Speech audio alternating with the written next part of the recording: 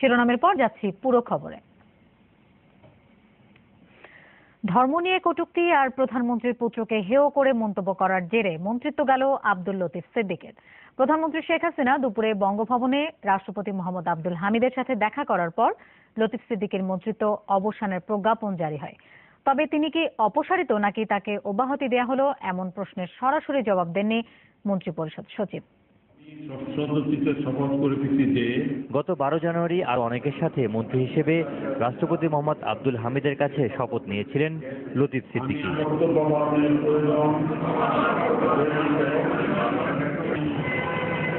ঠিক 8 মাস পর রাষ্ট্রপতির অনুমোদনেই লতিফ সিদ্দিকীর মন্ত্রিত্বের অবসান হলো।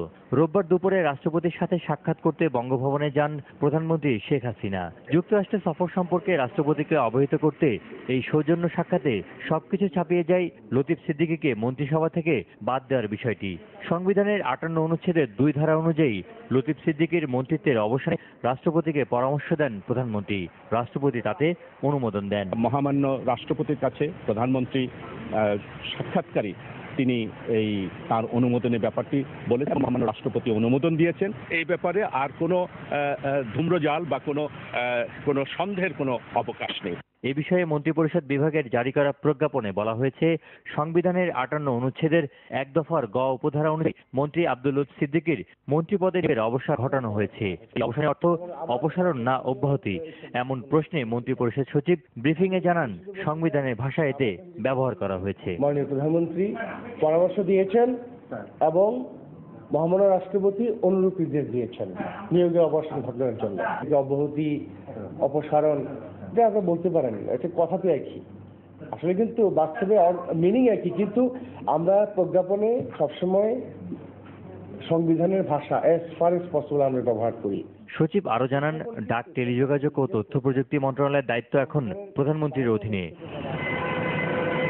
নাজমুল হোসেন, যমুনা নিউজ, ঢাকা। আওয়ামী লীগের কার্যনির্বাহী কমিটির সভা এখন চলছে গণভবনে। এতে সভাপতিত্ব করছেন প্রধানমন্ত্রী শেখ হাসিনা। এই সভাতে নির্ধারিত হতে পারে আওয়ামী লীগে লতিফ সিদ্দিকীর থাকা না থাকার বিষয়টি। প্রধানমন্ত্রীর সফরসঙ্গী হয়ে যুক্তরাষ্ট্র সফরে গিয়ে বেফাঁস মন্তব্য করেন লতিফ সিদ্দিকী। নিউ ইয়র্কে এক সংবর্ধনা অনুষ্ঠানে বিতর্কিত ওই মন্তব্য করে সরকার এবং নিজ দলের তোপের মুখে পড়েন তিনি। এ নিয়ে মামলাও হয়। এক নজরে এবার দেখে নেব লতিফ সিদ্দিকীর পরিণতির ঘটনা পরম্পরা। ঘটনাটি 28 সেপ্টেম্বরের। মন্ত্রী লতিফ সিদ্দিকী তখন নিউ ইয়র্কে। এলাকার এমপিকে প্রবাসে পেয়ে জ্যাকসন হাইটসের একটি হোটেলে সংবর্ধনা দেয় টাঙ্গাইলবাসী। সেখানেই তিনি বলে ফেলেন যা মনে আসে তা। শুরু হয় দল ও দলের বাইরে কঠোর সমালোচনা। 3 অক্টোবর গণভবনের সংবাদ সম্মেলনে শেখ হাসিনাও সাফ জানিয়ে দেন, দল মন্ত্রিসভা কোথাও জায়গা হবে না লতিফের। আমি বলছি তাকে মন্ত্রিসভা রাখবো না। যে কথা সেই কাজ। শুরু হয় মন্ত্রিসভা থেকে সরানোর প্রক্রিয়া, আর দল থেকে বাদ দিতে ডাকা হয় আওয়ামী লীগের কার্যনির্বাহী কমিটির সভা। যাকে নিয়ে এত কিছু, সেই লতিফ এখনো দেশেই ফেরেননি। আদৌ ফিরবেন কিনা তা নিয়ে রয়েছে গুঞ্জন। যদিও কয়েকটি গণমাধ্যম জানিয়েছে শিগগিরই দেশে ফিরবেন তিনি। আগেই বিবিসিকে লতিফ জানিয়ে রেখেছেন বক্তব্য প্রত্যাহার করার কোনো চিন্তা নেই তার মাথায়। আখলাকুস সাফা, যমুনা নিউজ, ঢাকা। ধর্ম নিয়ে ঔদ্ধত্যপূর্ণ বক্তব্যের অভিযোগে লতিফ সিদ্দিকীর বিরুদ্ধে নারায়ণগঞ্জ এবং মৌলভীবাজারে আরো 3টি মামলা হয়েছে আজ। এর মধ্যে একটি মামলায় নারায়ণগঞ্জ সিনিয়র জুডিশিয়াল ম্যাজিস্ট্রেট সমন জারি করেছেন। দুপুরে নারায়ণগঞ্জ সিনিয়র জুডিশিয়াল ম্যাজিস্ট্রেট চাঁদনী রূপমের আদালতে মামলাটি করেন অ্যাডভোকেট শাহ মাজহারুল হক। মামলার পরপরই 9 ডিসেম্বর লতিফ সিদ্দিকীকে সশরীরে হাজির হওয়ার নির্দেশ দেন আদালত।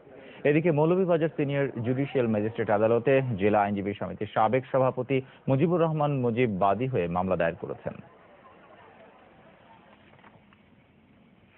অবৈধ সম্পদ অর্জন এবং তথ্য গোপনের অভিযোগে দুদকের মামলায় আব্দুর রহমান বদিকে কারাগারে পাঠানো হয়েছে। সকালে কক্সবাজার 4 আসনের এই সংসদ সদস্য সিএমএম আদালতে আত্মসমর্পণ করে জামিন আবেদন করলে তা নাকচ করে দেন বিচারক মারুফ হোসেন। তবে বদির আইনজীবীর দাবি, দুদকের মামলাটি উদ্দেশ্যমূলক এবং জামিন নাকচের বিরুদ্ধে উচ্চ আদালতে যাবেন তিনি। অবৈধ সম্পদ অর্জন এবং সম্পদের তথ্য গোপনের অভিযোগে দুদকের মামলা দায়েরের পর উচ্চ আদালত থেকে জামিন নিয়েছিলেন সরকার দলীয় সংসদ সদস্য আব্দুর রহমান বদি। রোববার জামিনের মেয়াদ শেষ হওয়ায় বিধানমতে বিচারিক আদালতে আত্মসমর্পণ করে আবার জামিন আবেদন করেন তিনি। কিন্তু শুনানি শেষে সেই আবেদন খারিজ করে তাকে কারাগারে পাঠানোর নির্দেশ দেন আদালত। দুর্নীতি দমন কমিশন পুঙ্খানুপুঙ্খরূপে পরীক্ষা করবে এই সম্পদের গন্তব্য কোথায়, এই সম্পদের উৎপত্তি কোথায়। এর জন্য আমরা বিজ্ঞ আদালত নিবেদন করেছি মাননীয় সংসদ সদস্য জনাব আব্দুর রহমান বদী সাহেবের জামিন বাতিলপূর্বক তাকে জেল কাস্টডিতে নেওয়ার জন্য আমরা আবেদন করেছি। বিজ্ঞ আদালত উভয় পক্ষে শুনানি আনতে এই আদেশ প্রদান করেছেন, অর্থাৎ এই আসামিকে জেল কাস্টডিতে প্রেরণ করেছে।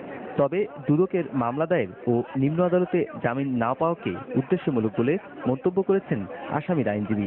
একদিনে ওনার সম্পদটা বাড়ে নাই, এইটা প্রতি বছর বাই বছর উনার সম্পদের পরিমাণটা বেড়েছে, এটা রাতারাতি এই অঙ্কে আসে নাই। এবং দুদক যে অভিযোগটা এনেছে 16 কোটি টাকার, এটা সম্পূর্ণ মিথ্যা এবং ভিত্তিহীন। কক্সবাজার 4 আসন থেকে প্রথমবার সংসদ নির্বাচনে প্রার্থী হওয়ার সময় আব্দুর রহমান বদির বৈধ সম্পদ ছিল 49 লাখ টাকার, কিন্তু 5 বছরের ব্যবধানে তার সম্পদ দাঁড়ায় 16 কোটিতে। হাজার কোটি টাকার কাজ এলাকায় করেছি, একটি টাকাও কারো কাছ থেকে দুর্নীতি করছি সেরকম প্রমাণ যদি। দুদকের নিজস্ব অনুসন্ধানে বেরিয়ে আসে 10 কোটি 81 লাখ টাকার সম্পদ অর্জনের গরমিল। সে কারণেই গত 23 আগস্ট সরকার দলীয় সংসদ সদস্য বদির বিরুদ্ধে মামলা করে দুদক। নুরনবী সরকার, যমুনা নিউজ, ঢাকা। এদিকে এমপি আব্দুর রহমান বদিকে কারাগারে পাঠানোর প্রতিবাদে কক্সবাজার টেকনাফ সড়ক 2.5 ঘন্টা অবরোধ করে বিক্ষোভ করেছেন তার সমর্থকরা। এ সময় তারা কক্সবাজার টেকনাফ সড়কের কুতুপালং, বালুখালী, হোয়াইক্যাং, নীলাসহ 20টি স্থানে ব্যারিকেড দিয়ে যান চলাচল বন্ধ করে দেওয়া হয়। সড়কের উপরেই তারা প্রতিবাদ সমাবেশ করেন। খবর পেয়ে সহকারী পুলিশ সুপার ছত্রধর ত্রিপুরার নেতৃত্বে পুলিশ ঘটনাস্থলে আসলেও সড়ক অবরোধ সরাতে ব্যর্থ হন। পরে 72 ঘন্টার মধ্যে বদির মুক্তির আলটিমেটাম দিয়ে অবরোধ প্রত্যাহার করেন বদির সমর্থকরা। এদিকে টেকনাফ পৌর এলাকায় সব ধরনের দোকান বন্ধ করে দেন বদি সমর্থিতরা। সংসদ সদস্য হলেও গডফাদার হিসেবে আব্দুর রহমান বদির পরিচিতি দীর্ঘদিনের। সংসদ সদস্য হয়েছেন একাধিকবার। হাজারো অভিযোগের মধ্যে দিয়েই রাজনীতির মাঠে সফল তিনি। আর অন্যদিকে ইয়াবা বাণিজ্য, মানব পাচার সহ বিভিন্ন অবৈধ কারবারের অভিযোগও রয়েছে তার বিরুদ্ধে, অথচ নানা কৌশলে এখনো ধরাছোঁয়ার বাইরে তিনি। তবে সবশেষ দুর্নীতির অভিযোগে গ্রেপ্তার হয়েছেন সরকারি দলের এই সংসদ সদস্য। নাম চলে আসলে আপনার নামটা চলে আসে। আন্তর্জাতিক চোরাচালান সিন্ডিকেটের গডফাদার টেকনাফের এজাহার মিয়া কোম্পানির বড় সন্তান আব্দুর রহমান বদি আছে কিনা একবার দেখা দরকার। কক্সবাজার 4 আসনে আওয়ামী লীগের সংসদ সদস্য। উখিয়া টেকনাফের গডফাদার হিসেবে দীর্ঘদিন থেকেই পরিচিত তিনি। ওদের কাছ থেকে টাকা নিয়ে আপনার পেপারের মধ্যে এটা লেখার কারণে তো আজকে এই অবস্থা হয়েছে। কিছুদিন আগে এসব নিয়ে আব্দুর রহমান বদি কথা বলেন যমুনা টিভির ইনভেস্টিগেশন 360 ডিগ্রি অনুষ্ঠানে। এই 5 বছরে এত টাকা মালিক হলেন কিভাবে? আসলে 5 বছর আমি এত টাকার মালিক হয়েছি কিভাবে সেটা শুনে। এমপি হওয়ার পরে আমি যে সমস্ত মালগুলা, যে সমস্ত ব্যবসাগুলো করছি সবগুলো সরকারের ট্যাক্স দিয়েছি এবং সরকারকে রেভিনিউ দিয়ে আমি ব্যবসাগুলো করেছি। আমি এমপি হিসেবে আমি সুযোগ পাবো না? আপনি বলেন। এমপি হিসেবে স্থানীয় বাসিন্দা, সংবাদ মাধ্যম কিংবা গোয়েন্দা সংস্থা কারো অভিযোগই আমলে নেন না আব্দুর রহমান বদি, বরং সবকিছুকে বৃদ্ধাঙ্গুলি দেখিয়ে চলার অভ্যেস তার দীর্ঘদিনের। নির্বাচনী হলফনামায় তথ্য গোপনের অভিযোগে দুদকের মামলার পর দুর্নীতি দমন কমিশনকে নিয়েও আপত্তিকর মন্তব্য করেছেন তিনি। বদিকে তাড়াচ্ছে দুর্নীতিবাদ হিসাবে, আপনি মামলা করেছেন দুর্নীতিবাদ হিসাবে, অপরদিকে আয়কর দিবসে আসছে ওনারা বলছেন আমি সারা করদাতা কোনটা সুস্থ আপনার বিচার বিশ্লেষণ করেন। ইয়াবা চোরাচালান, মানব পাচার সহ জঙ্গিবাদের মদত দেওয়ারও অভিযোগ রয়েছে সরকারি দলের এই সংসদ সদস্যের বিরুদ্ধে।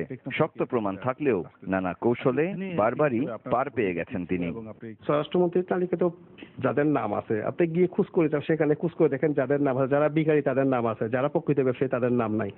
গোয়েন্দা সূত্রে জানা যায় উখিয়া টেকনাফে রোহিঙ্গাদের অনুপ্রবেশ ও তাদের অবস্থানের পেছনে মদত রয়েছে আব্দুর রহমান বদির।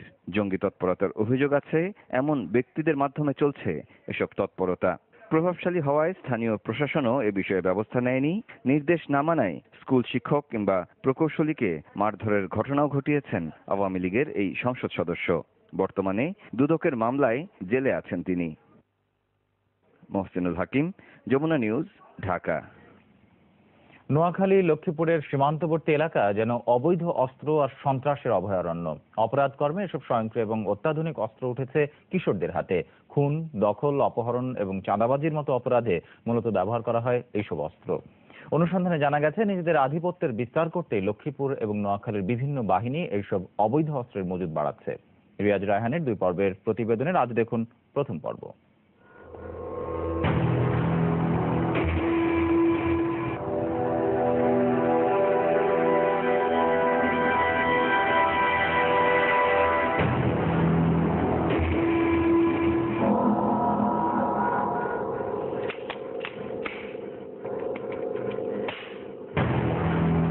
প্রথম দৃষ্টিতেই মনে হবে পরিত্যক্ত কোনো অস্ত্রের গোডাউন। যমুনা নিউজ টিমও তেমনটাই ভেবেছিল, কিন্তু এই ধারণা স্থায়ী হয়নি বেশিক্ষণ। হাতে নিয়ে একটু নাড়াচাড়া করতেই বোঝা গেল সবকটি অস্ত্রই কার্যকর।